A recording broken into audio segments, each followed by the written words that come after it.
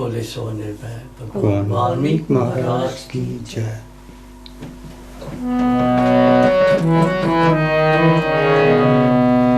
रख दिया मन तेरे चरणों में, दृढ़ विश्वास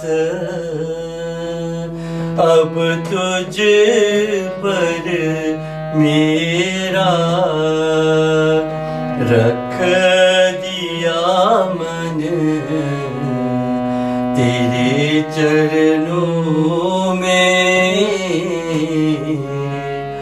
दृढ़ विश्वास अब तुझ पर मेरा। चिंता नहीं रही कोई मुझको, पक्का निश्चय है ये मेरा।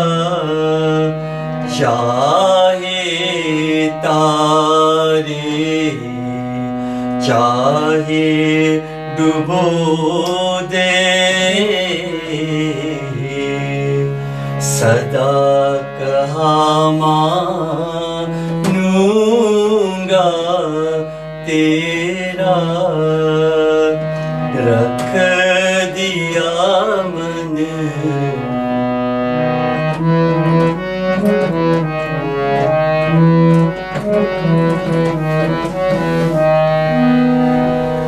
पता नहीं प्रभु किस तरह तूने खींचा सत की ओर है मुझको, पर वह सब स्वीकार करूंगा। जो कुछ तू दे देगा मुझको। रख दिया मन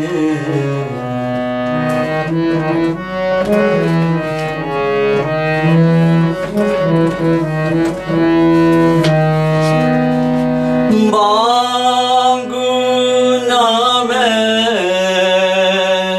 कभी भी कुछ भी,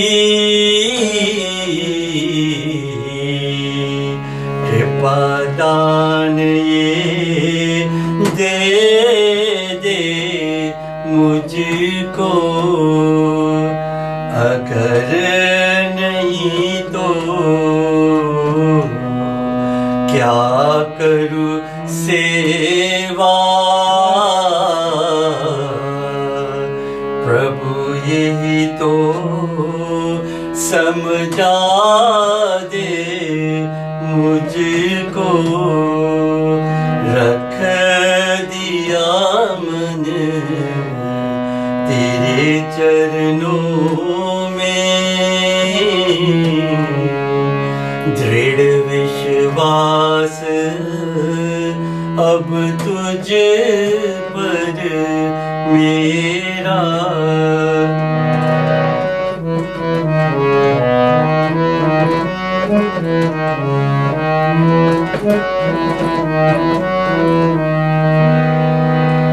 करूं मैं कुछ या जो देखूं,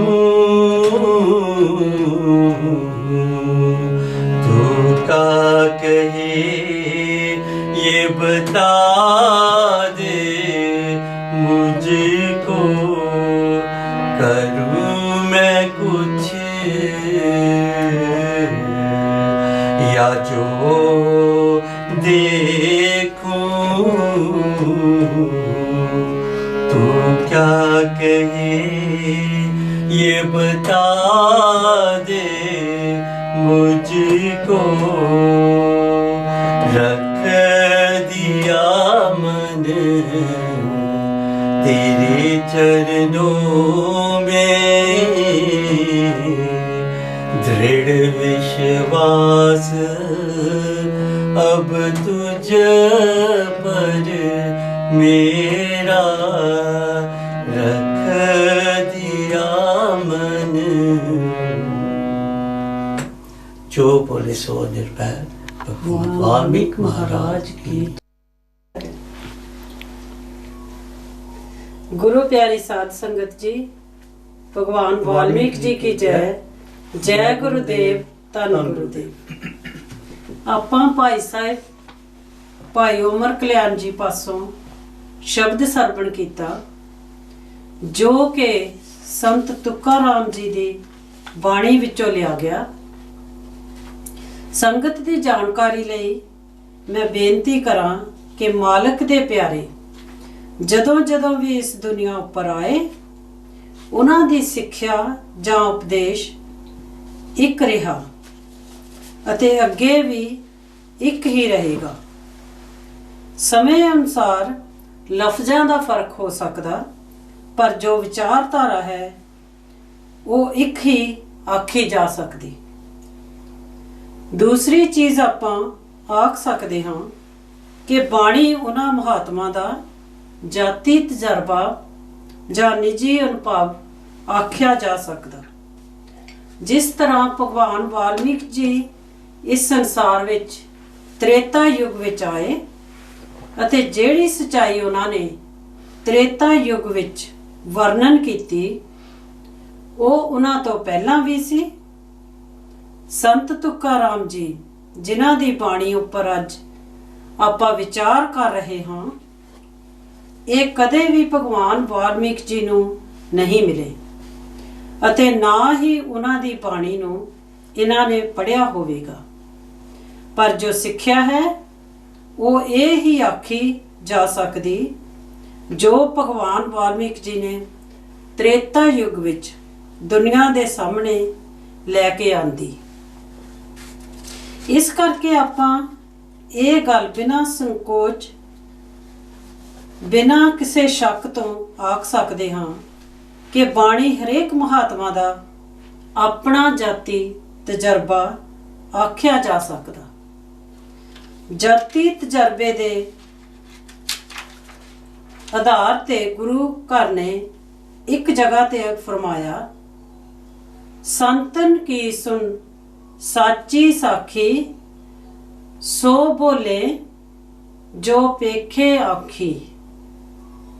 ਤੀਸਰੀ ਚੀਜ਼ ਆਪਾਂ ਵਿਚਾਰ ਕਰਾਂਗੇ ਕਿ ਮਾਲਕ ਦੇ ਪਿਆਰਿਆਂ ਦੀ ਵਡਿਆਈ ਇਸ ਗੱਲ ਉੱਪਰ ਨਿਰਭਰ ਕਰਦੀ ਹੈ ਕਿ ਉਹ ਕਦੇ ਵੀ ਇੱਥੇ ਧਰਮ ਦੀਆਂ ਦੀਵਾਰਾਂ ਖੜੀਆਂ ਕਰਨ ਵਾਸਤੇ ਨਹੀਂ ਆਉਂਦੇ, ਸਗੋਂ ਇਹਨਾਂ ਧਰਮ ਦੇ ਕਿਲਿਆਂ ਦੀਆਂ ਦੀਵਾਰਾਂ ਨੂੰ ਖਤਮ ਕਰਨ ਦਾ ਉਦੇਸ਼ ਜਾਂ ਮੰਤਵ ਉਹਨਾਂ ਦੀ ਜ਼ਿੰਦਗੀ ਦਾ ਆਧਾਰ ਆਖਿਆ ਜਾ ਸਕਦਾ। ਜਿਸ ਤਰ੍ਹਾਂ ਭਗਵਾਨ ਵਾਲਮੀਕ ਜੀ ਨੇ ਆਪਣੀ ਬਾਣੀ ਅੰਦਰ ਸੁਮੇਰ ਪਰਬਤ ਦਾ ਜ਼ਿਕਰ ਬਹੁਤ ਜਗ੍ਹਾ ਕੀਤਾ ਕਿ ਮਾਲਕ ਦੇ ਪਿਆਰਿਆਂ ਦੇ ਅਸੂਲ ਜਾਂ ਮੰਤਵ ਨੂੰ ਦੁਨੀਆ ਦੀ ਕੋਈ ਵੀ ਹਨੇਰੀ ਹਿਲਾ ਨਹੀਂ ਸਕਦੀ। ਜਿਸ ਤਰ੍ਹਾਂ ਭਾਈ ਸਾਹਿਬ ਜੀ ਨੇ ਸੰਤ ਤੁਕਾਰਾਮ ਜੀ ਦੀ ਬਾਣੀ ਵਿੱਚੋਂ ਮਨ ਦਾ ਹਵਾਲਾ ਲਿਆ, ਮਨ ਦੀ ਗੱਲ ਕਰਦੇ ਹੋਏ ਭਗਵਾਨ ਵਾਲਮੀਕ ਜੀ ਨੇ ਆਪਣੀ ਮਹਾਨ ਰਚਨਾ ਸ਼੍ਰੀ ਯੋਗ ਵਿਸ਼ਿਸ਼ਟ ਮਹਾਰਾਮਾਇਣ ਦੇ ਉਤਪਤੀ ਪ੍ਰਕਰਨ ਵਿੱਚ ਵਰਣਨ ਕੀਤਾ। ਕੀ ਫਰਮਾਇਆ ਭਗਵਾਨ ਵਾਲਮੀਕ ਜੀ ਨੇ? ਭਗਵਾਨ ਵਾਲਮੀਕ ਜੀ ਲਿਖਦੇ ਹਨ ਕਿ ਮਨ ਰੂਪੀ ਕਿਸਾਨ ਨੇ ਜਗਤ ਰੂਪੀ ਜੰਗਲ ਰਚਿਆ। ਉਸ ਜੰਗਲ ਵਿੱਚ ਦੁੱਖ ਸੁੱਖ ਰੂਪੀ ਦਰਖਤ ਹਨ ਤੇ ਮਨ ਰੂਪੀ ਸੱਪ ਵੀ ਉਸ ਜੰਗਲ ਵਿੱਚ ਹੀ ਰਹਿੰਦਾ ਹੈ। ਦੂਸਰੀ ਕੜੀ ਵਿੱਚ ਭਗਵਾਨ ਵਾਲਮੀਕ ਜੀ ਨੇ ਫਰਮਾਇਆ ਕਿ ਜੋ ਵਿਵੇਕ ਤੋਂ ਰਹਿਤ ਪੁਰਸ਼ ਹਨ ਉਹਨਾਂ ਨੂੰ ਉਹ ਭੋਜਨ ਕਰਦਾ। ਤੀਸਰੀ ਕੜੀ ਵਿੱਚ ਭਗਵਾਨ ਵਾਲਮੀਕ ਜੀ ਨੇ ਫਰਮਾਇਆ ਕਿ ਮਨ ਪਰਮ ਦੁੱਖ ਦਾ ਕਾਰਨ ਹੈ। ਇਸ ਤੋਂ ਅੱਗੇ ਚੱਲ ਕੇ ਭਗਵਾਨ ਵਾਲਮੀਕ ਜੀ ਨੇ ਫਰਮਾਇਆ ਕਿ ਇਸ ਮਨ ਰੂਪੀ ਵੈਰੀ ਨੂੰ ਵੈਰਾਗ ਅਤੇ ਅਭਿਆਸ ਰੂਪੀ ਤਲਵਾਰ ਨਾਲ ਮਾਰੋ, ਤਦ ਹੀ ਆਤਮ ਪਦ ਨੂੰ ਪ੍ਰਾਪਤ ਹੋਵੋਗੇ। ਮੈਂ ਬੇਨਤੀ ਕਰਾਂ, ਗੁਰੂ ਘਰ ਨੇ ਵੀ ਬਹੁਤ ਸਮਾਂ ਬਾਅਦ ਵਿੱਚ ਆ ਕੇ ਸਾਨੂੰ ਉਪਦੇਸ਼ ਦਿੱਤਾ, ਨਾਨਕ ਮਨ ਜੀਤੇ ਜਗ ਜੀਤ। ਸਤਿਗੁਰੂ ਕਬੀਰ ਸਾਹਿਬ ਜੀ ਦੀ ਬਾਣੀ ਅਨੁਸਾਰ ਕਹੇ ਕਬੀਰ, ਮਨ ਮਾਨਿਆ ਤੋ ਹਰ ਜਾਣਿਆ। ਸਤਿਗੁਰੂ ਕਬੀਰ ਸਾਹਿਬ ਜੀ ਦੇ ਦੱਸਣ ਅਨੁਸਾਰ ਉਸ ਮਹਾਤਮਾ ਨੂੰ ਜਾਣਨ ਲਈ ਮਨ ਨੂੰ ਮਨਾਉਣਾ ਪਵੇਗਾ। ਭਾਵ ਮਨ ਨੂੰ ਉਸ ਦੀ ਸਿੱਖਿਆ ਦੇ ਅਨੁਸਾਰ ਢਾਲਣਾ ਪਵੇਗਾ। ਸੰਗਤ ਦੀ ਜਾਣਕਾਰੀ ਲਈ ਮੈਂ ਬੇਨਤੀ ਕਰਾਂ, ਬਾਣੀ ਦੀ ਸਿੱਖਿਆ ਅਨੁਸਾਰ ਧਰਮ ਦੀ ਸਾਰੀ ਸਾਧਨਾ ਮਨ ਨੂੰ ਮਾਰਨ ਉੱਪਰ ਖੜੀ ਹੈ। ਵਿਚਾਰ ਕਰਕੇ ਦੇਖੀਏ ਤਾਂ ਮਨ ਕੀ ਹੈ? ਮਨ ਹੈ ਫੁਰਨਿਆਂ ਦਾ ਇੱਕ ਪ੍ਰਵਾਹ ਜਾਂ ਵੇਗ। ਮਨ ਹੈ ਵਿਚਾਰਾਂ ਦਾ ਇੱਕ ਪ੍ਰਵਾਹ। ਭਗਵਾਨ ਵਾਲਮੀਕ ਜੀ ਨੇ ਆਪਣੀ ਬਾਣੀ ਅੰਦਰ ਇੱਕ ਜਗ੍ਹਾ ਤੇ ਜ਼ਿਕਰ ਕੀਤਾ ਜੋ ਕਿ ਉਤਪਤੀ ਪ੍ਰਕਰਨ ਵਿੱਚ ਦਰਜ ਹੈ। ਭਗਵਾਨ ਵਾਲਮੀਕ ਜੀ ਦੇ ਦੱਸਣ ਅਨੁਸਾਰ ਜਿਵੇਂ ਪਾਣੀ ਦੇ ਕੇਂਦਰ ਵਿੱਚ ਆਇਆ ਹੋਇਆ ਇੱਕ ਸੁੱਕਾ ਪੱਤਾ ਦੁਖੀ ਹੁੰਦਾ ਹੈ, ਤਿਵੇਂ ਹੀ ਇਸ ਸੰਸਾਰ ਦੇ ਜੀਵ ਮਨ ਦੇ ਕੇਂਦਰ ਵਿੱਚ ਪੈ ਕੇ ਦੁਖੀ ਹੁੰਦੇ ਹਨ। ਇਸ ਦੁੱਖ ਤੋਂ ਬਚਣ ਲਈ ਕੀ ਕਰਨਾ ਪਵੇਗਾ? ਭਗਵਾਨ ਵਾਲਮੀਕ ਜੀ ਦੇ ਦੱਸਣ ਅਨੁਸਾਰ ਇਸ ਮਨ ਦੀ ਦੌੜ ਨੂੰ ਖਤਮ ਕਰਨ ਦੀ ਯੁਕਤੀ ਸਿੱਖਣੀ ਪਵੇਗੀ। ਸਵਾਲ ਪੈਦਾ ਹੁੰਦਾ ਹੈ, ਯੁਕਤੀ ਕਿਉਂ ਸਿੱਖਣੀ ਪਵੇਗੀ? ਉਤਪਤੀ ਪ੍ਰਕਰਨ ਵਿੱਚ ਭਗਵਾਨ ਵਾਲਮੀਕ ਜੀ ਨੇ ਫਰਮਾਇਆ, ਪਹਿਲੀ ਕੜੀ ਵਿੱਚ ਭਗਵਾਨ ਵਾਲਮੀਕ ਜੀ ਨੇ ਵਰਣਨ ਕੀਤਾ ਕਿ ਜਿਵੇਂ ਬੱਦਲਾਂ ਤੋਂ ਬਗੈਰ ਆਕਾਸ਼ ਵਿੱਚ ਆਪਾਂ ਸੂਰਜ ਜਾਂ ਚੰਦਰਮੇ ਨੂੰ ਦੇਖ ਸਕਦੇ ਹਾਂ।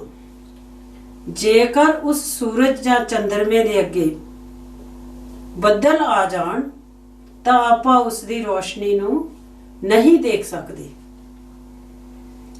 ਦੂਸਰੀ ਕੜੀ ਵਿੱਚ ਭਗਵਾਨ ਵਾਲਮੀਕ ਜੀ ਨੇ ਫਰਮਾਇਆ ਕਿ ਇਸੇ ਤਰ੍ਹਾਂ ਹੀ ਆਤਮ ਪਦ ਦੇ ਸਾਹਮਣੇ ਮਨ ਦਾ ਜੋ ਫੁਰਨਾ ਬੱਦਲਾਂ ਵਾਂਗ ਹੈ, ਜਦੋਂ ਉਹ ਫੁਰਨਾ ਖਤਮ ਹੋ ਜਾਵੇਗਾ ਤਦ ਬਿਨਾਂ ਕੋਸ਼ਿਸ਼ ਹੀ ਆਤਮ ਪਦ ਨੂੰ ਪ੍ਰਾਪਤ ਕੀਤਾ ਜਾ ਸਕਦਾ ਹੈ। ਮਨ ਦੇ ਫੁਰਨਿਆਂ ਨੂੰ ਖਤਮ ਕਰਨ ਦੀ ਗੱਲ ਕਰਦਿਆਂ ਮੈਨੂੰ ਇੱਕ ਸਾਖੀ ਯਾਦ ਆ ਗਈ ਜੋ ਕਿ ਇਸ ਸ਼ਬਦ ਨਾਲ ਸੰਬੰਧਿਤ ਆਖੀ ਜਾ ਸਕਦੀ। ਰਾਜਾ ਜਨਕ ਉਸ ਸਮੇਂ ਮਿਥਿਲਾਪੁਰੀ ਉੜੀਸਾ ਵਿੱਚ ਰਾਜ ਕਰਦੇ ਸਨ। ਇਹਨਾਂ ਦੇ ਮਨ ਵਿੱਚ ਗਿਆਨ ਨੂੰ ਪ੍ਰਾਪਤ ਕਰਨ ਦਾ ਖਿਆਲ ਆਇਆ। ਲਿਖਤ ਵਿੱਚ ਇਸ ਤਰ੍ਹਾਂ ਮਿਲਦਾ ਕਿ ਇਹਨਾਂ ਨੇ ਕੋਈ 1000 ਗਊਆਂ ਲਿਆਂਦੀਆਂ ਅਤੇ ਇੱਕ ਇੱਕ ਗਾਂ ਦੇ ਸਿੰਗ ਨਾਲ 20 ਸੋਨੇ ਦੀਆਂ ਮੋਹਰਾਂ ਬੰਨ੍ਹ ਦਿੱਤੀਆਂ ਅਤੇ ਇਹ ਬੁਨਿਆਦੀ ਜਾਂ ਘੋਸ਼ਣਾ ਕਰਵਾ ਜਾਂ ਅੱਜ ਕੱਲ੍ਹ ਦੇ ਸਮੇਂ ਅਨੁਸਾਰ ਐਡਵਰਟਾਈਜ਼ ਕਰਾ ਦਿੱਤੀ ਕਿ ਜਿਹੜਾ ਸ਼ਾਸਤਰ ਵਿਦਿਆ ਵਿੱਚ ਜਿੱਤ ਜਾਵੇ ਉਹ ਮੋਹਰਾਂ ਸਮੇਤ 1000 ਗਊਆਂ ਲੈ ਜਾਵੇ। ਦੱਸਦੇ ਹਨ ਕਿ ਇੱਕ ਯਾਗਿਆਵਕਲ ਨਾਂ ਦਾ ਵਿਅਕਤੀ ਸੀ ਜੋ ਮੋਹਰਾਂ ਸਮੇਤ ਗਊਆਂ ਲੈ ਗਿਆ। ਫਿਰ ਰਾਜੇ ਜਨਕ ਨੇ ਆਖਿਆ, ਮੈਂ ਮੋਹਰਾਂ ਸਮੇਤ ਹੋਰ 1000 ਗਊਆਂ ਦੀ ਸ਼ਰਤ ਰੱਖਦਾ ਹਾਂ ਜੋ ਮੈਨੂੰ ਮਾਲਕ ਦੇ ਘਰ ਦਾ ਗਿਆਨ ਕਰਾ ਦੇਵੇ, ਅਤੇ ਸ਼ਰਤ ਇਹ ਹੈ ਕਿ ਗਿਆਨ ਮੈਨੂੰ ਇਤਨੇ ਸਮੇਂ ਵਿੱਚ ਹੋਣਾ ਚਾਹੀਦਾ ਜਿਤਨੇ ਸਮੇਂ ਵਿੱਚ ਮੈਂ ਘੋੜੇ ਉੱਪਰ ਸਵਾਰ ਹੁੰਦਾ ਹਾਂ। ਹੁਣ ਇਹ ਜਿੰਨੇ ਵੀ ਰਿਸ਼ੀ ਜਾਂ ਮਹਾਰਿਸ਼ੀ ਉਸ ਸਭਾ ਵਿੱਚ ਬੈਠੇ ਸਨ, ਸਾਰਿਆਂ ਨੇ ਨੀਵੀਆਂ ਪਾ ਲਈਆਂ ਕਿ ਰਾਜੇ ਨੂੰ ਗਿਆਨ ਚਾਹੀਦਾ ਵੀ ਇਤਨੇ ਥੋੜੇ ਸਮੇਂ ਵਿੱਚ। ਰਾਜੇ ਨੇ ਇਹ ਵੀ ਐਲਾਨ ਕਰ ਦਿੱਤਾ ਕਿ ਜਿਹੜਾ ਮੈਨੂੰ ਗਿਆਨ ਦੇਵੇਗਾ ਮੈਂ ਉਸ ਨੂੰ ਆਪਣੇ ਨਾਲ ਰਾਜ ਸਿੰਘਾਸਨ ਤੇ ਬੈਠਣ ਲਈ ਜਗ੍ਹਾ ਦੇਵਾਂਗਾ। ਇਤਨੇ ਸਮੇਂ ਵਿੱਚ ਅਸ਼ਟਾਵਕਰ ਜੀ ਵੀ ਆ ਗਏ ਅਤੇ ਰਾਜ ਸਿੰਘਾਸਨ ਉੱਪਰ ਜਾ ਕੇ ਬੈਠ ਗਏ। ਇਹ ਜੋ ਰਿਸ਼ੀ ਜਾਂ ਮਹਾਰਿਸ਼ੀ ਸਨ ਹੱਸਣ ਲੱਗ ਪਏ। ਇਹ ਪਾਗਲ ਇਨਸਾਨ ਹੈ ਜੋ ਰਾਜ ਸਿੰਘਾਸਨ ਉੱਪਰ ਆ ਕੇ ਬੈਠ ਗਿਆ। ਸੰਗਤ ਦੀ ਜਾਣਕਾਰੀ ਲਈ ਮੈਂ ਬੇਨਤੀ ਕਰਾਂ ਕਿ ਇਸ ਦਾ ਨਾਮ ਇਸ ਕਰਕੇ ਅਸ਼ਟਾਵਕਰ ਸੀ ਕਿ ਇਸ ਦੇ ਜਦ ਇਹ ਤੁਰਦਾ ਸੀ ਤਾਂ ਇਸ ਦੇ ਸਰੀਰ ਨੂੰ 8 ਵਾਲ ਪੈਂਦੇ ਸਨ, ਭਾਵ ਸਿੱਧਾ ਚੱਲ ਨਹੀਂ ਸੀ ਸਕਦਾ। ਇਸ ਦਾ ਜ਼ਿਕਰ ਮਹਾਭਾਰਤ ਗ੍ਰੰਥ ਵਿੱਚ ਵੀ ਹੈ, ਵਿਸ਼ਨੂੰ ਪੁਰਾਣ ਵਿੱਚ ਵੀ ਹੈ, ਬ੍ਰਹਮ ਵੈਰਤਵ ਗ੍ਰੰਥ ਵਿੱਚ ਵੀ ਹੈ। ਆਪਾਂ ਵਿਚਾਰ ਕਰ ਰਹੇ ਸੀ ਰਾਜਾ ਜਨਕ ਜੀ ਨੂੰ ਗਿਆਨ ਦੇਣ ਸੰਬੰਧੀ। ਅਸ਼ਟਾਵਕਰ ਜੀ ਨੇ ਆਖਿਆ, ਗਿਆਨ ਚਾਹੀਦਾ? ਰਾਜਾ ਜਨਕ ਜੀ ਨੇ ਆਖਿਆ, ਹਾਂ ਗਿਆਨ ਚਾਹੀਦਾ। ਅਸ਼ਟਾਵਕਰ ਜੀ ਨੇ ਆਖਿਆ, ਗਿਆਨ ਲਈ ਦਕਸ਼ਨਾ ਦੇਣੀ ਪਵੇਗੀ। ਰਾਜੇ ਨੇ ਆਖਿਆ, ਜੋ ਵੀ ਉਸਦੇ ਕੋਲ ਹੈ ਉਹ ਦੇਣ ਲਈ ਤਿਆਰ ਹੈ। ਅਸ਼ਟਾਵਕਰ ਜੀ ਨੇ ਆਖਿਆ, ਤਨ, ਮਨ ਅਤੇ ਧਨ ਉਸ ਨੂੰ ਚਾਹੀਦਾ। ਰਾਜੇ ਜਨਕ ਨੇ ਥੋੜਾ ਸੋਚਿਆ ਅਤੇ ਆਖਿਆ, ਠੀਕ ਹੈ, ਮੈਂ ਤਨ, ਮਨ ਅਤੇ ਧਨ ਦੇਣ ਦਾ ਵਾਅਦਾ ਕਰਦਾ ਹਾਂ। ਅਸ਼ਟਾਵਕਰ ਜੀ ਨੇ ਆਖਿਆ, ਰਾਜ ਸਿੰਘਾਸਨ ਤੋਂ ਥੱਲੇ ਉਤਰ ਕੇ ਜਿੱਥੇ ਸੰਗਤ ਨੇ ਆਪਣੇ ਜੋੜੇ ਰੱਖੇ ਹਨ ਉੱਥੇ ਬੈਠ ਜਾਓ। ਰਾਜੇ ਨੇ ਖਿਆਲ ਕੀਤਾ, ਮੈਂ ਵਚਨ ਕਰ ਚੁੱਕਾ ਹਾਂ, ਇਨਕਾਰ ਨਹੀਂ ਕਰ ਸਕਦਾ। ਧਨ ਦੇ ਪ੍ਰਤੀ ਰਾਜੇ ਦਾ ਖਿਆਲ ਖਤਮ ਕਰ ਦਿੱਤਾ, ਕਿਉਂ ਜੋ ਅਸ਼ਟਾਵਕਰ ਜੀ ਨਾਲ ਵਚਨ ਹੋ ਚੁੱਕਾ ਸੀ। ਮਨ ਕਰਕੇ ਹੀ ਸਾਰਾ ਖਿਆਲ ਬਾਹਰ ਸੀ। ਜਦੋਂ ਮਨ ਕਰਕੇ ਖਿਆਲ ਅੰਦਰ ਆ ਗਿਆ ਤਾਂ ਅਸ਼ਟਾਵਕਰ ਜੀ ਨੇ ਉਸ ਨੂੰ ਗਿਆਨ ਦੇ ਦਿੱਤਾ। ਇਸ ਨੂੰ ਆਪਾਂ ਇੱਕ ਸਾਖੀ ਜਾਂ ਕਹਾਣੀ ਸਮਝ ਲਈਏ, ਪਰ ਇਹ ਕੜੀਆਂ ਗੁਰਬਾਣੀ ਦੀਆਂ ਹਨ। ਸਤਿਗੁਰੂ ਕਬੀਰ ਸਾਹਿਬ ਜੀ ਨੇ ਫਰਮਾਇਆ, ਕੰਚਨ ਸਿਉ ਪਾਈਏ ਨਹੀਂ ਤੋਲ, ਮਨ ਦੇ RAM ਲਿਆ ਹੈ ਮੋਲ। ਸਤਿਗੁਰੂ ਕਬੀਰ ਸਾਹਿਬ ਜੀ ਦੇ ਦੱਸਣ ਅਨੁਸਾਰ ਸੌਦਾ ਮੈਂ ਵੀ ਕੀਤਾ, ਪਰ ਦਿੱਤਾ ਕੀ? ਕਹਿੰਦੇ ਮੈਂ ਆਪਣਾ ਮਨ ਹੀ ਦੇ ਦਿੱਤਾ। ਭਾਈ ਸਾਹਿਬ ਜੀ, ਭਾਈ ਬਲਜੀਤ ਸਿੰਘ ਜੀ, ਭਾਈ ਸਾਹਿਬ ਭਾਈ ਉਮਰ ਕਲਿਆਣ ਜੀ ਨੇ ਸੰਤ ਤੁਕਾਰਾਮ ਜੀ ਦਾ ਸ਼ਬਦ ਪੜਿਆ, रख दिया मन तेरे चरणों में, दृढ़ विश्वास अब तुझ पर मेरा। आप इस बारे संगत नूं की कहना चाहते हो?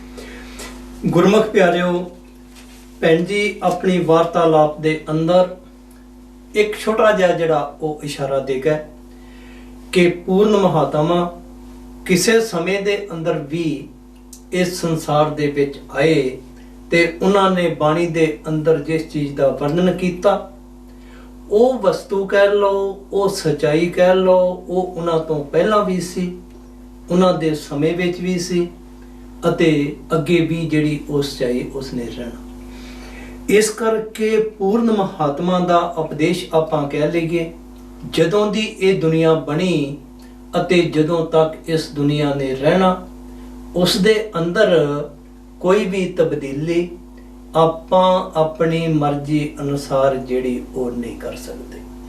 ਹੁਣ ਇਹ ਤੁਕਾਰਾਮ ਜੀ ਮਹਾਰਾਸ਼ਟਰ ਦੇ ਅੰਦਰ ਪੂਰਨ ਸੰਤ ਸਤਿਗੁਰੂ ਕਹਿ ਲਓ, ਪੂਰਨ ਮਹਾਤਮਾ ਕਹਿ ਲਓ, ਇਸ ਦੁਨੀਆ ਦੇ ਅੰਦਰ ਆਏ। ਜਿਸ ਤਰ੍ਹਾਂ ਭੈਣ ਜੀ ਇਸ਼ਾਰਾ ਦੇ ਗਏ ਕਿ ਕਈ ਇਨਸਾਨ ਆਪਾਂ ਨੂੰ ਇਹੋ ਜਿਹੇ ਜਿਹੜੇ ਜੀ ਉਹ ਮਿਲ ਜਾਂਦੇ, ਜਿਨ੍ਹਾਂ ਦੇ ਆਪਾਂ ਇਹੋ ਜੀ ਗੱਲ ਸੁਣ ਲੈਂਦੇ ਕਿ ਵੀ ਜਿਸ ਤਰ੍ਹਾਂ ਭਗਵਾਨ ਵਾਲਮੀਕ ਜੀ ਦੀ ਬਾਣੀ ਜਿਹੜੀ ਆ, ਇਸ ਦੇ ਵਿੱਚੋਂ ਹੀ ਜਿਹੜੇ ਬਹੁਤ ਸਾਰੇ ਗ੍ਰੰਥ ਜਿਹੜੇ ਉਹ ਨਿਕਲੇ। ਅਸਲ ਵਿੱਚ ਜਿਸ ਤਰ੍ਹਾਂ ਬਾਣੀ ਦੀ ਕਸਵੱਟੀ ਕਹਿ ਲਈਏ, ਬਾਣੀ ਦੀ ਸਿੱਖਿਆ ਕਹਿ ਲਈਏ ਕਿ ਉਹ ਉਪਦੇਸ਼ ਜਿਹੜਾ ਹਰੇਕ ਮਹਾਤਮਾ ਦਾ ਆਪਣਾ ਜਾਤੀ ਤਜਰਬਾ ਜਿਹੜਾ ਉਹ ਆਖਿਆ ਜਾ ਸਕਦਾ। ਹੁਣ ਸਵਾਲ ਇਸ ਚੀਜ਼ ਦਾ ਕਿ ਮਹਾਤਮਾ ਇੱਥੇ ਆ ਕੇ ਆਪਾਂ ਨੂੰ ਕਿਹੜੀ ਸਿੱਖਿਆ ਜਿਹੜੀ ਉਹ ਦਿੰਦੇ। ਹਰੇਕ ਮਹਾਤਮਾ ਨੇ ਉਸ ਸੱਚ ਦੇ ਨਾਲ ਜਿਹੜੀ ਜੁੜਨ ਦੀ ਗੱਲ ਆ ਨਾ, ਭਾਵ ਉਸ ਪਰਮਾਤਮਾ ਦੇ ਨਾਲ ਜੁੜਨ ਦੀ ਗੱਲ ਜਿਹੜੀ, ਉਸ ਦਾ ਜ਼ਿਕਰ ਆਪਣੀ ਬਾਣੀ ਦੇ ਅੰਦਰ ਜਿਹੜਾ ਜੀ ਉਹ ਕੀਤਾ। ਆਪਾਂ ਸੱਚ ਦੀ ਗੱਲ ਕਰ ਸਕਦੇ। ਭਗਵਾਨ ਵਾਲਮੀਕ ਜੀ ਦਾ ਮਹਾਨ ਗ੍ਰੰਥ ਸ਼੍ਰੀ ਜੋਗ ਵਿਸ਼ਿਸ਼ਟ ਮਹਾਰਾਮਾਇਣ ਜਿਸ ਨੂੰ ਆਖਦੇ, ਉਹਨਾਂ ਨੇ ਉਸ ਦੇ ਮੂਲ ਮੰਤਰ ਦੇ ਵਿੱਚ ਉਸ ਸੱਚ ਦਾ ਜ਼ਿਕਰ ਕੀਤਾ ਕਿ ਮੈਂ ਸਤ ਚਿਤ ਆਨੰਦ ਰੂਪ ਆਤਮਾ, ਭਾਵ ਉਹ ਆਤਮਾ ਉਹ ਸੱਚ ਦੇ ਵਿੱਚੋਂ ਆਈ ਤੇ ਵਾਪਸ ਜਾ ਕੇ ਉਸ ਸੱਚ ਦੇ ਵਿੱਚ ਕਿਸ ਤਰ੍ਹਾਂ ਸਮਾ ਸਕਦੀ ਜਾਂ ਮਿਲ ਸਕਦੀ। ਸਾਰਾ ਗ੍ਰੰਥ ਜਿਹੜਾ ਉਹ ਇਸ ਚੀਜ਼ ਦੇ ਦੁਆਲੇ ਜਿਹੜਾ ਉਹ ਘੁੰਮੇਗਾ। ਇਸੇ ਤਰ੍ਹਾਂ ਆਪਾਂ ਗੁਰੂ ਸਾਹਿਬਾਨ ਦੇ ਸਮੇਂ ਗੁਰੂ ਘਰ ਦੀ ਬਾਣੀ ਕਹਿ ਲਈਏ, ਉਸ ਦੇ ਅੰਦਰ ਵੀ ਗੁਰੂ ਸਾਹਿਬਾਨ ਨੇ ਜ਼ਿਕਰ ਕੀਤਾ ਕਿ ਆਦ ਸੱਚ ਜੁਗਾਦ ਸੱਚ ਹੈ ਵੀ ਸੱਚ, ਨਾਨਕ ਹੋਸੀ ਵੀ ਸੱਚ। ਸਚਾਈ ਇੱਕ ਆ, ਗੁਰੂ ਸਾਹਿਬਾਨ ਕਹਿੰਦੇ ਉਹਨਾਂ ਤੋਂ ਪਹਿਲਾਂ ਵੀ ਸੀ।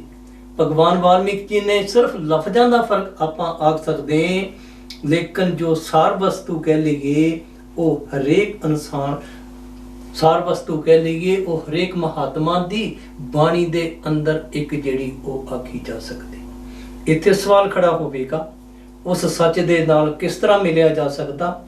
ਭਗਵਾਨ ਵਾਲਮੀਕ ਜੀ ਨੇ ਆਪਣੀ ਬਾਣੀ ਦੇ ਅੰਦਰ ਕਰਤੇ ਦੀ ਗੱਲ ਕੀਤੀ ਕਿ ਉਹ ਸੱਚ ਕਹਿ ਲਓ, ਸਚਾਈ ਕਹਿ ਲਓ, ਕੁੱਲ ਮਾਲਕ ਕਹਿ ਲਓ, ਇਸ ਦੁਨੀਆ ਦੇ ਅੰਦਰ ਕਰਤੇ ਦੇ ਰੂਪ ਵਿੱਚ, ਭਾਵ ਇਨਸਾਨ ਦੇ ਰੂਪ ਦੇ ਵਿੱਚ ਸਾਡੇ ਲੈਵਲ ਤੇ ਆਵੇਗਾ, ਸਾਡੀ ਲੈਂਗੁਏਜ ਵਿੱਚ ਆ ਕੇ ਗੱਲ ਕਰੇਗਾ, ਤਾਂ ਕਿ ਆਪਾਂ ਉਸ ਦੀ ਕਹੀ ਹੋਈ ਗੱਲ ਜਿਹੜੀ ਉਸ ਨੂੰ ਜਿਹੜਾ ਸੁਣ ਸਕੀਏ ਤੇ ਸੁਣਨ ਤੋਂ ਬਾਅਦ ਜਿਹੜਾ ਉਸ ਦੇ ਉੱਪਰ ਆਪਾਂ ਚੱਲ ਸਕੀਏ।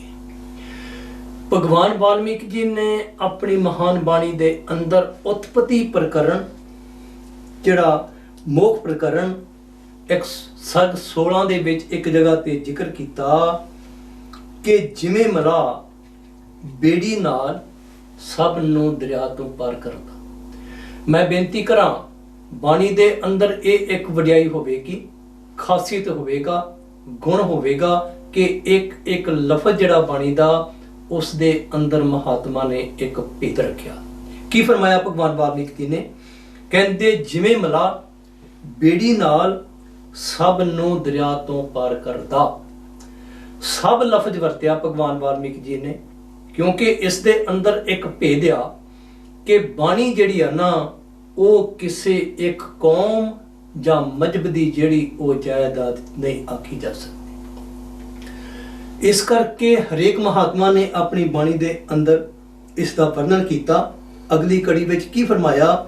ਕਹਿੰਦੇ ਤਿਵੇਂ ਸੰਤ ਜਨ ਜੁਗਤੀ ਕਰਕੇ ਜੀਵਨ ਨੂੰ ਇਸ ਸੰਸਾਰ ਸਮੁੰਦਰ ਤੋਂ ਪਾਰ ਕਰਦੇ ਹਨ।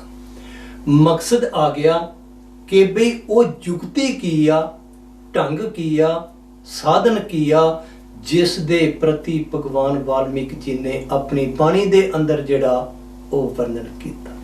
ਇਸ ਵਿੱਚ ਕੋਈ ਸ਼ੱਕ ਨਹੀਂ ਕਿ ਦੁਨੀਆ ਦੇ ਅੰਦਰ ਆਪਾਂ ਨੂੰ ਅਨੇਕਾਂ ਇਹੋ ਜਿਹੇ ਵਿਅਕਤੀ ਮਿਲਣਗੇ, ਹਾਲੇ ਕਿ ਭਗਵਾਨ ਵਾਲਮੀਕ ਜੀ ਨੇ ਆਪਣੀ ਬਾਣੀ ਦੇ ਅੰਦਰ ਉਸ ਚੀਜ਼ ਨੂੰ ਜਿਹੜਾ ਉਹ ਸਪਸ਼ਟ ਕੀਤਾ ਕਿ ਉਹ ਹੀ ਤਰੇ ਜਿਨ੍ਹਾਂ ਨੂੰ ਸੰਤਾਂ ਦੀ ਸੰਗਤ ਜਿਹੜੀ ਉਹ ਪ੍ਰਾਪਤ ਹੋਈ।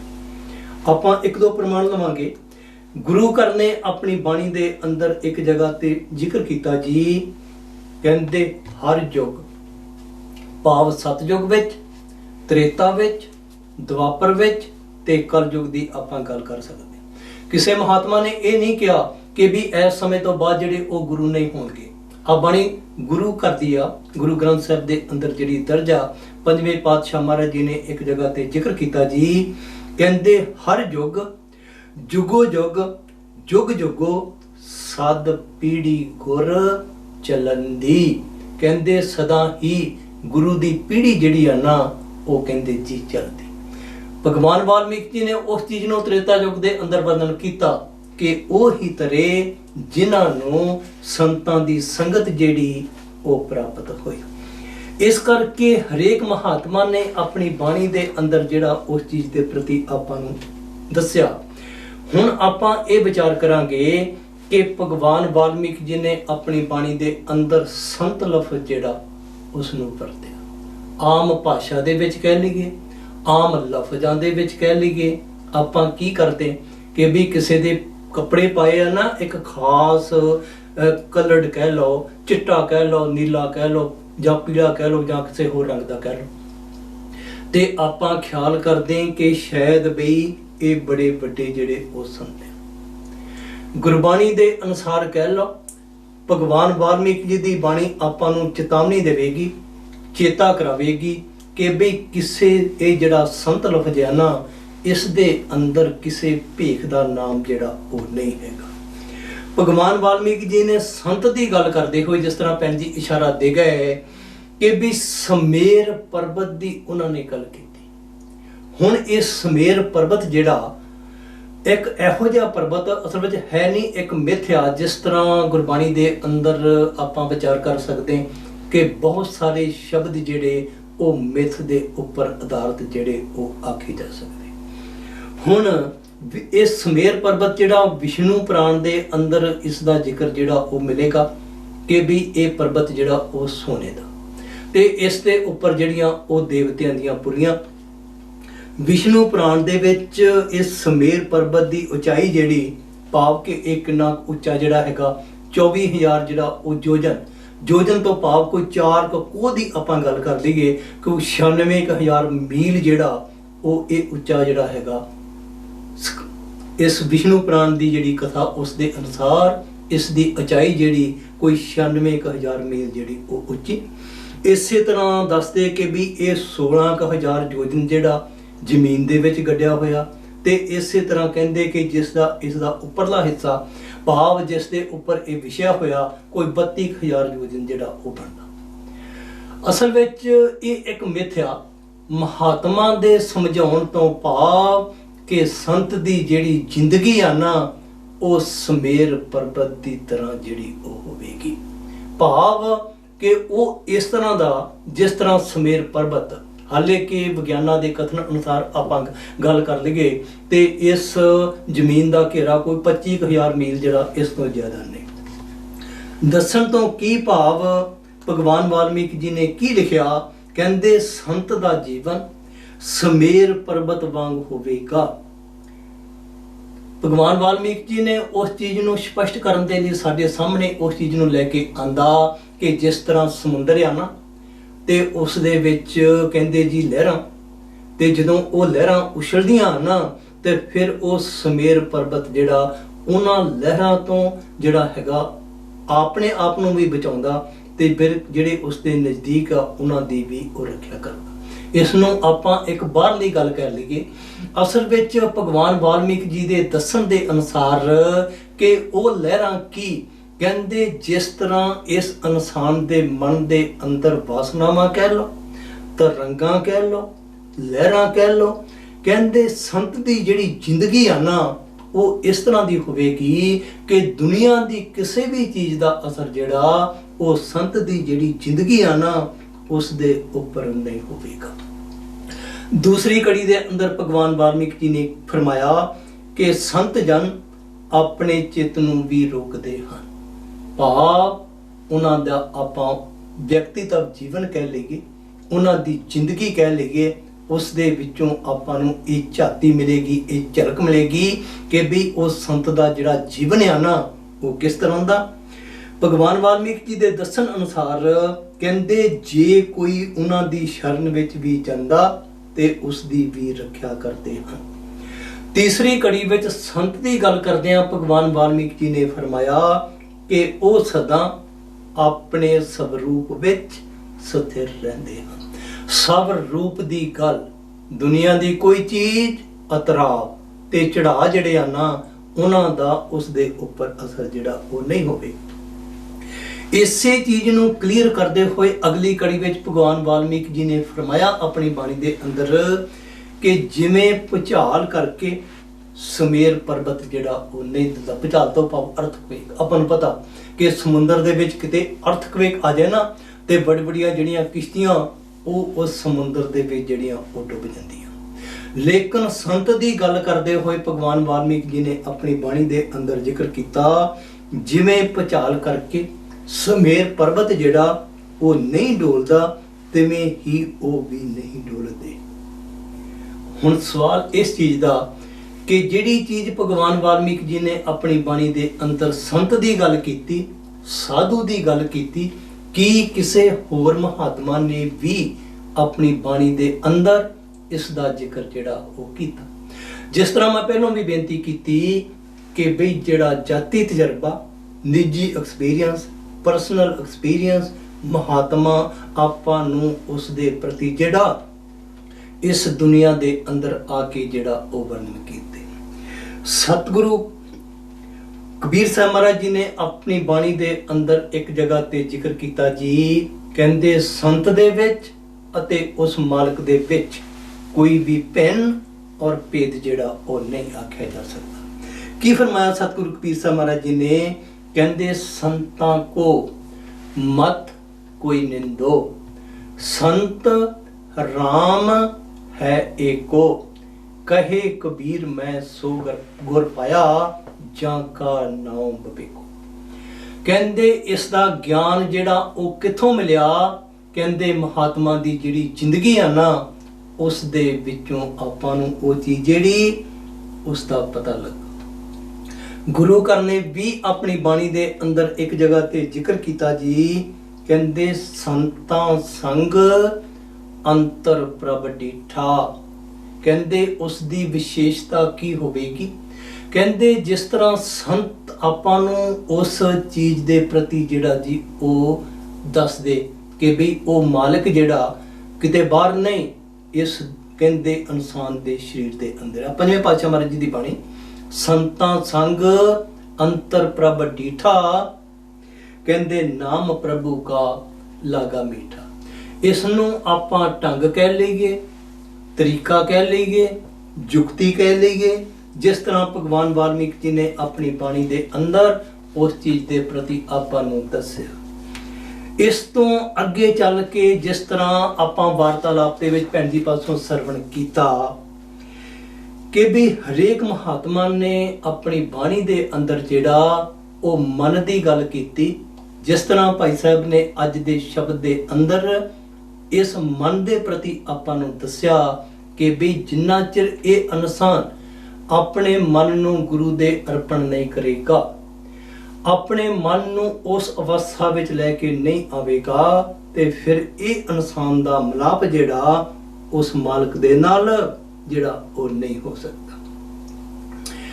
ਜਿਸ ਤਰ੍ਹਾਂ ਆਪਾਂ ਭਗਵਾਨ ਵਾਲਮੀਕ ਜੀ ਦੀ ਬਾਣੀ ਦੇ ਵਿੱਚੋਂ ਸਰਵਣ ਕੀਤਾ ਕਿ ਮਨ ਰੂਪੀ ਅਨਮੋਲ ਕੜੀ, ਜਿਸ ਨੂੰ ਆਪਾਂ ਕਹਿ ਦਈਏ ਭਗਵਾਨ ਵਾਲਮੀਕ ਜੀ ਨੇ ਲਿਖੀ, ਮਨ ਰੂਪੀ ਕਿਸਾਨ ਨੇ ਜਗਤ ਰੂਪੀ ਜੰਗਲ ਰਚਿਆ।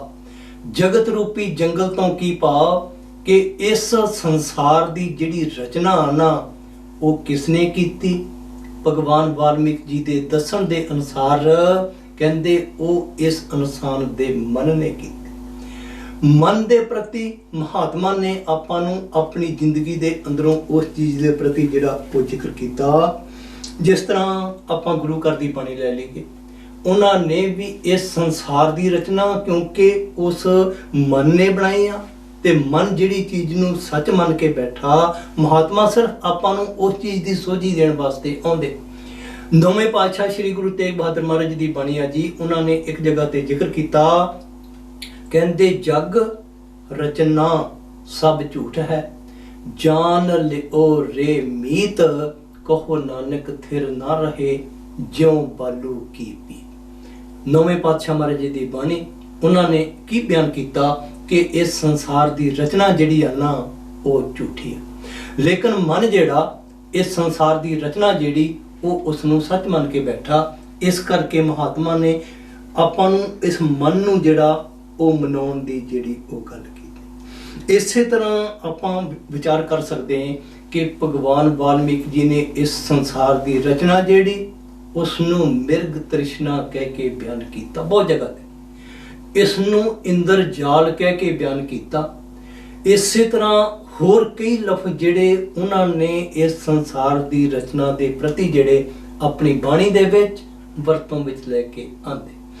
ਜਿਸ ਤਰ੍ਹਾਂ ਕਹਿੰਦੇ ਕਿ ਇੱਕ ਇੰਦਰਜਾਲ ਆ, ਹੁੰਦਾ ਕਿ ਜਦੋਂ ਬਾਰਿਸ਼ ਹੁੰਦੀ ਤੇ ਬਾਰਿਸ਼ ਹੋਣ ਤੋਂ ਬਾਅਦ ਧੁੱਪ ਨਿਕਲ ਆਵੇ ਨਾ, ਤੇ ਕਈ ਵਾਰੀ ਆਪਾਂ ਵੇਖਦੇ ਹਾਂ ਕਿ ਆਕਾਸ਼ ਦੇ ਵਿੱਚ ਇੱਕ ਸਤਰੰਗੀ ਪੀਂਘ ਜਿਹੜੀ ਉਹ ਆਪਾਂ ਨੂੰ ਦਿਖਾਈ ਦੇਵੇਗੀ। ਭਗਵਾਨ ਵਾਲਮੀਕ ਜੀ ਨੇ ਆਪਣੀ ਬਾਣੀ ਦੇ ਅੰਦਰ ਉਸ ਚੀਜ਼ ਨੂੰ ਲੈ ਕੇ ਸਾਡੇ ਸਾਹਮਣੇ ਆਂਦਾ ਕਿ ਕਦੇ ਕਹਿੰਦੇ ਵਿਚਾਰ ਕਰਕੇ ਦੇਖੋ ਕਿ ਉਹ ਜਿਹੜਾ ਇੰਦਰਜਾਲ ਆ ਨਾ ਜਾਂ ਸਤਰੰਗੀ ਪੀਂਘ ਜਿਹੜੀ ਆ ਉਹ ਜ਼ਿਆਦਾ ਅਰਸੇ ਤੱਕ ਨਹੀਂ ਰਹੇਗੀ, ਥੋੜੇ ਅਰਸੇ ਦੇ ਵਿੱਚ ਜਿਹੜੀ ਉਹ ਖਤਮ ਹੋ ਜਾਵੇਗੀ। ਨੌਵੇਂ ਪਾਤਸ਼ਾਹ ਮਹਾਰਾਜ ਜੀ ਨੇ ਬਾਲੂ ਦੀ ਰੇਤ ਕਹਿ ਕੇ ਬਿਆਨ ਕੀਤਾ। ਬਾਣੀ ਦੇ ਉੱਪਰ ਬੁੱਧਬਦੇ ਦੀ ਉਹਨਾਂ ਨੇ ਗੱਲ ਕੀਤੀ। ਇਸੇ ਤਰ੍ਹਾਂ ਸ਼ੇਖ ਫਰੀਦ ਜੀ ਦੀ ਆਪਾਂ ਬਾਣੀ ਲੈ ਲਈਏ, ਉਹਨਾਂ ਨੇ ਵੀ ਨਦੀ ਕਿਨਾਰੇ ਰੁਖੜਾ ਕਹਿ ਕੇ ਬਿਆਨ ਕੀਤਾ ਕਿ ਇਸ ਇਨਸਾਨ ਦੀ ਹੋਂਦ ਕਹਿ ਲਓ, ਜੇਕਰ ਸੰਸਾਰ ਹੀ ਇਸ ਦੀ ਹੋਂਦ ਹੀ ਇਸ ਤਰ੍ਹਾਂ ਦੀ ਆ, ਤੇ ਸ਼ੇਖ ਫਰੀਦ ਜੀ ਕਹਿੰਦੇ ਨਦੀ ਕਿਨਾਰੇ ਰੁਖੜਾ ਕਿਚਰਕ ਬੰਨੇ ਧੀਰ, ਫਰੀਦਾ ਕੱਚੇ ਭਾਂਡੇ ਰੱਖੀਏ ਕਿਚਰਤਾ ਦੀ। ਕਹਿੰਦੇ ਜਿਸ ਤਰ੍ਹਾਂ ਕੱਚੇ ਭਾਂਡੇ ਦੇ ਵਿੱਚ ਪਾਣੀ ਜਿਹੜਾ ਉਹ ਨਹੀਂ ਰੱਖਿਆ ਜਾ ਸਕਦਾ। ਹੁਣ ਸਵਾਲ ਇਸ ਚੀਜ਼ ਦਾ ਕਿ ਬਈ ਇਸ ਗਿਆਨ ਦਾ ਕਿੱਥੋਂ ਪਤਾ ਲੱਗੇਗਾ? ਭਗਵਾਨ ਵਾਲਮੀਕ ਜੀ ਨੇ ਪਹਿਲੀ ਕੜੀ ਦੇ ਵਿੱਚ ਫਰਮਾਇਆ, ਮਨ ਰੂਪੀ ਕਿਸਾਨ ਨੇ ਜਗਤ ਰੂਪੀ ਜੰਗਲ ਰਚਿਆ ਅਤੇ ਉਸ ਜੰਗਲ ਦੇ ਵਿੱਚ ਦੁੱਖ ਅਤੇ ਸੁੱਖ ਰੂਪੀ ਦੋ ਦਰਖਤ ਅਤੇ ਸੱਪ ਵੀ ਕਹਿੰਦੇ ਉਸ ਦਰਖਤ ਜੰਗਲ ਦੇ ਵਿੱਚ ਜਿਹੜਾ ਉਹ ਰਹਿੰਦਾ।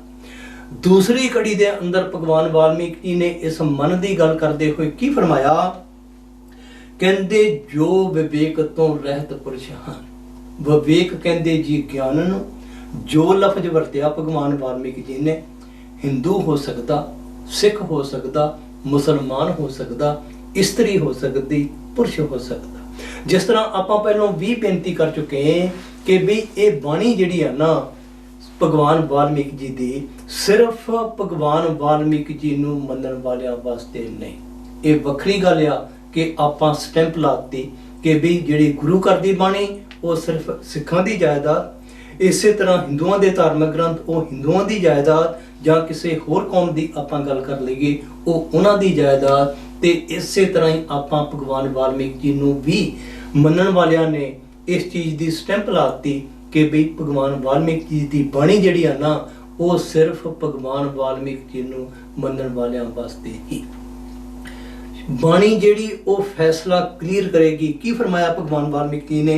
ਕਹਿੰਦੇ ਜੋ ਵਿਵੇਕ ਤੋਂ ਰਹਿਤ ਪੁਰਸ਼ ਹਨ ਉਹਨਾਂ ਨੂੰ ਉਹ ਭੋਜਨ ਕਰਦਾ।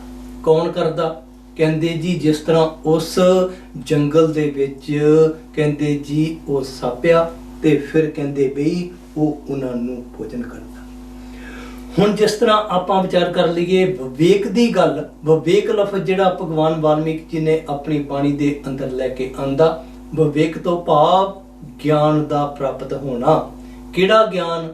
ਇੱਕ ਤੇ ਆ ਬਾਹਰੀ ਗਿਆਨ ਦੀ ਆਪਾਂ ਗੱਲ ਕਰ ਲਈਏ, ਬੋਧ ਦੀ ਗੱਲ ਕਰ ਲਈਏ, ਲੇਕਿਨ ਇੱਥੇ ਭਗਵਾਨ ਵਾਲਮੀਕ ਜੀ ਦੇ ਵਿਵੇਕ ਲਫ਼ਜ਼ ਲਿਖਣ ਤੋਂ ਭਾਵ ਜਦੋਂ ਇਸ ਇਨਸਾਨ ਨੂੰ ਇਸ ਚੀਜ਼ ਦੀ ਸੋਝੀ ਆ ਜਾਏਗੀ ਨਾ ਕਿ ਇਹ ਬਈ ਦੁਨੀਆ ਦੇ ਅੰਦਰ ਕਿਸ ਮਕਸਦ ਵਾਸਤੇ ਆਇਆ, ਭਗਵਾਨ ਵਾਲਮੀਕ ਜੀ ਨੇ ਉਸ ਨੂੰ ਵਿਵੇਕ ਕਹਿ ਕੇ ਬਿਆਨ ਕੀਤਾ।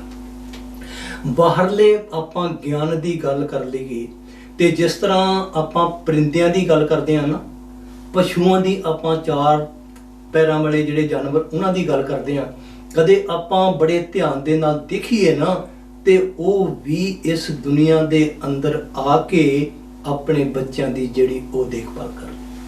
ਤੇ ਜਿਹੜੇ ਪਰਿੰਦੇ ਕਹਿ ਲਓ, ਜਿਸ ਤਰ੍ਹਾਂ ਜਾਨਵਰਾਂ ਦੀ ਆਪਾਂ ਗੱਲ ਕਰ ਲਈਏ ਤੇ ਕਈ ਵਾਰ ਉਹ ਇਹੋ ਜਿਹੇ ਆਪਣੇ ਘੋਂਸਲੇ ਕਹਿ ਲਓ, ਘਰ ਜਿਹੜੇ ਕਹਿ ਲਓ ਬਣਾਉਂਦੇ ਆ ਨਾ, ਕਦੇ ਆਪਾਂ ਵੇਖੀ ਉਹਨਾਂ ਦੀ ਲਾਈਫ ਜਿਹੜੀ ਉਸ ਦੇ ਵਿੱਚੋਂ ਬੜੇ ਧਿਆਨ ਦੇ ਨਾਲ, ਤੇ ਸ਼ਾਇਦ ਇਨਸਾਨ ਵੀ ਆਪਣੇ ਹੱਥਾਂ ਦੇ ਨਾਲ ਜਿਹੜਾ ਉਹੋ ਜਿਹੀ ਚੀਜ਼ ਜਿਹੜੀ ਉਹ ਨਹੀਂ ਬਣਾ ਸਕਦਾ।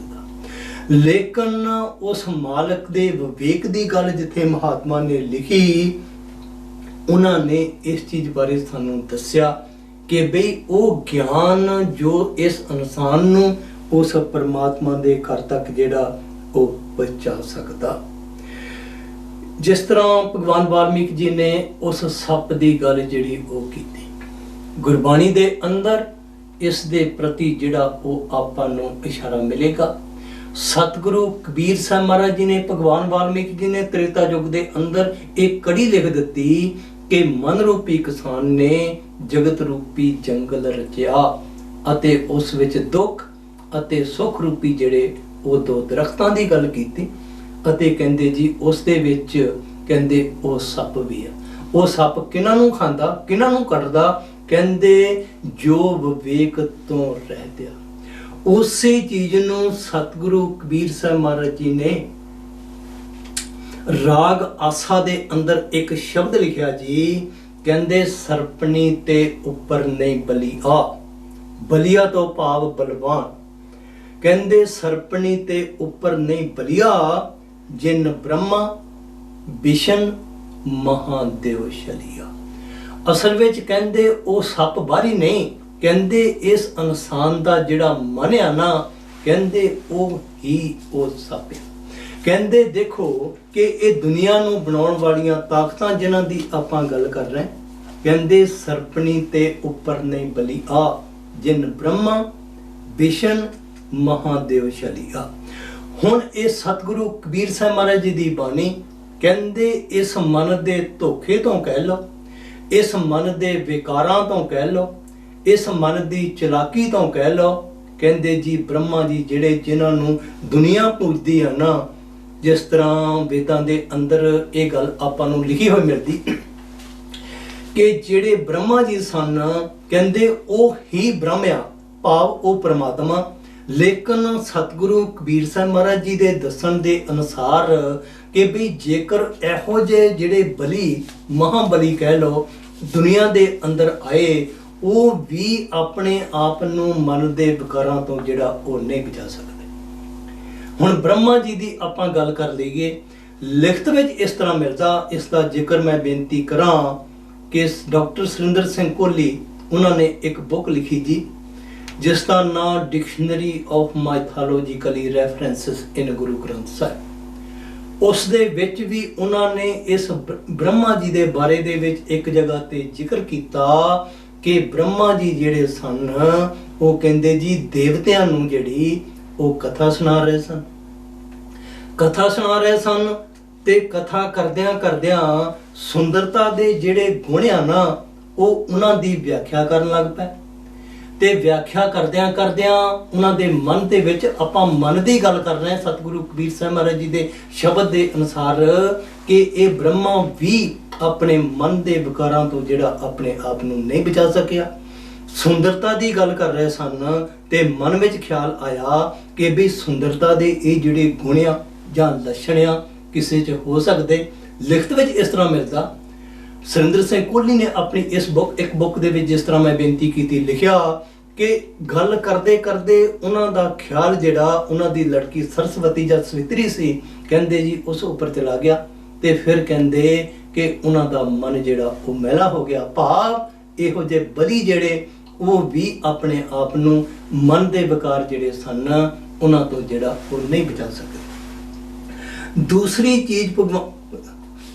ਦੂਸਰੀ ਜਿਹੜੀ ਚੀਜ਼ ਆ ਉਹ ਸਤਿਗੁਰੂ ਕਬੀਰ ਸਾਹਿਬ ਮਹਾਰਾਜ ਜੀ ਨੇ ਵਿਸ਼ਨੂੰ ਦੀ ਗੱਲ ਕੀਤੀ ਤੇ ਤੀਸਰੀ ਗੱਲ ਜਿਹੜੀ ਮਹਾਦੇਵ, ਜਿਸ ਨੂੰ ਆਪਾਂ ਜਿਹੜਾ ਹੈਗਾ ਜੀ ਕਿ ਸ਼ਿਵ ਜੀ ਵੀ ਆਮ ਤੌਰ ਤੇ ਕਹਿੰਦੇ, ਤੇ ਇਸ ਦਾ ਜ਼ਿਕਰ ਜਿਹੜਾ ਉਹ ਸ਼੍ਰੀਮਦ ਭਗਵਤ ਪ੍ਰਾਣ ਤੇ ਸਕੰਦ ਪ੍ਰਾਣ ਦੇ ਵਿੱਚ ਮਿਲੇਗਾ, ਜਿੱਥੇ ਕਿ ਜ਼ਿਕਰ ਆਉਂਦਾ ਕਿ ਦੇਵਤਿਆਂ ਅਤੇ ਜਿਹੜੇ ਦੈਂਤ ਸਨ ਉਹਨਾਂ ਨੇ ਸਮੁੰਦਰ ਨੂੰ ਰਿੜਕਿਆ ਤੇ ਸਮੁੰਦਰ ਦੇ ਵਿੱਚੋਂ ਕੱਢਿਆ ਅੰਮ੍ਰਿਤ ਨੂੰ। ਜਦੋਂ ਅੰਮ੍ਰਿਤ ਨੂੰ ਪਿਲਾਉਣ ਲੱਗੇ ਤੇ ਫਿਰ ਕਹਿੰਦੇ ਜੀ ਜਿਹੜੇ ਦੇਵਤੇ ਸਨ ਉਹਨਾਂ ਨੇ ਠੱਗੀ ਤੇ ਧੋਖਾ ਕੀਤਾ। ਇਹ ਸਾਰੀ ਵਿਸ਼ਨੂੰ ਜੀ ਦੀ ਜਿਹੜੀ ਉਹ ਗੱਲ ਸੀ ਤੇ ਵਿਸ਼ਨੂੰ ਨੇ ਇੱਕ ਮੋਹਣੀ ਦੇਵੀ ਜਿਹੜੀ ਆ ਨਾ ਉਸ ਨੂੰ ਪ੍ਰਗਟ ਕੀਤਾ ਸਕੰਦ ਪੁਰਾਣ ਦੀ ਕਥਾ ਦੇ ਅਨੁਸਾਰ। ਤੇ ਇਹ ਜਿਹੜੇ ਆਪਾਂ ਮਹਾਦੇਵ ਦੀ ਗੱਲ ਕਰਦੇ ਆ, ਕਹਿੰਦੇ ਜੀ ਉਹ ਜਦੋਂ ਉਹਨਾਂ ਨੇ ਉਸ ਮੋਹਣੀ ਦੇਵੀ ਨੂੰ ਦੇਖਿਆ ਤੇ ਆਪਣੇ ਆਪ ਨੂੰ ਉਸ ਤੋਂ ਜਿਹੜਾ ਉਹ ਨਹੀਂ ਬਚਾ ਸਕੇ। ਇਸ ਕਰਕੇ ਆਪਾਂ ਵਿਚਾਰ ਕਰ ਰਹੇ ਭਗਵਾਨ ਵਾਲਮੀਕ ਜੀ ਦੀ ਬਾਣੀ ਦੇ ਅਨੁਸਾਰ ਕਿ ਵੀ ਜੋ ਵਿਵੇਕ ਤੋਂ ਰਹਿਤ ਪੁਰਸ਼ ਹਨ ਉਹਨਾਂ ਨੂੰ ਉਹ ਭੋਜਨ ਕਰਦਾ। ਇਸ ਕਰਕੇ ਇਸ ਤੋਂ ਅੱਗੇ ਭਗਵਾਨ ਵਾਲਮੀਕ ਜੀ ਨੇ ਕੀ ਫਰਮਾਇਆ ਕਿ ਜਿਸ ਤਰ੍ਹਾਂ ਆਪਾਂ ਵਿਚਾਰ ਕਰ ਰਹੇ ਕਿ ਇਸ ਮਨ ਰੂਪੀ ਬੈਰੀ ਨੂੰ ਵਿਰਾਗ ਅਤੇ ਅਭਿਆਸ ਰੂਪੀ ਤਲਵਾਰ ਨਾਲ ਮਾਰੋ। ਮਨ ਦੇ ਵਿਕਾਰਾਂ ਦੀ ਗੱਲ ਕੀਤੀ ਭਗਵਾਨ ਵਾਲਮੀਕ ਜੀ ਨੇ ਆਪਣੀ ਬਾਣੀ ਦੇ ਅੰਦਰ। ਵਿਕਾਰ ਕਿੱਥੋਂ ਉਤਪੰਨ ਹੋਣਗੇ? ਜਿਸ ਤਰ੍ਹਾਂ ਆਪਾਂ ਡਾਕਟਰ ਕੋਲ ਜਾਈਏ ਨਾ ਤੇ ਫਿਰ ਵੀ ਡਾਕਟਰ ਡਾਇਗਨੋਸ ਕਰਦਾ ਤੇ ਡਾਇਗਨੋਸ ਕਰਨ ਤੋਂ ਬਾਅਦ ਜਦੋਂ ਉਹ ਆਪਣੀ ਬਿਮਾਰੀ ਵੇਖਦਾ ਨਾ ਤੇ ਫਿਰ ਉਹ ਉਸ ਬਿਮਾਰੀ ਦਾ ਇਲਾਜ ਜਿਹੜਾ ਉਹ ਆਪਾਂ ਨੂੰ ਦੱਸਦਾ। ਭਗਵਾਨ ਵਾਲਮੀਕ ਜੀ ਨੇ ਪਹਿਲੀਆਂ ਕੜੀਆਂ ਦੇ ਵਿੱਚ ਇਸ ਮਨ ਦੇ ਪ੍ਰਤੀ ਜਿਹੜਾ ਉਹ ਜ਼ਿਕਰ ਕੀਤਾ। ਇਸ ਤੋਂ ਅੱਗੇ ਚੱਲ ਕੇ ਭਗਵਾਨ ਵਾਲਮੀਕ ਜੀ ਉਸ ਚੀਜ਼ ਦੇ ਬਾਰੇ ਗੱਲ ਕਰ ਰਹੇ, ਕਹਿੰਦੇ ਮਨ ਰੂਪੀ ਵੈਰੀ ਨੂੰ ਵਿਰਾਗ ਅਤੇ ਅਭਿਆਸ ਰੂਪੀ ਤਲਵਾਰ ਨਾਲ ਮਾਰੋ।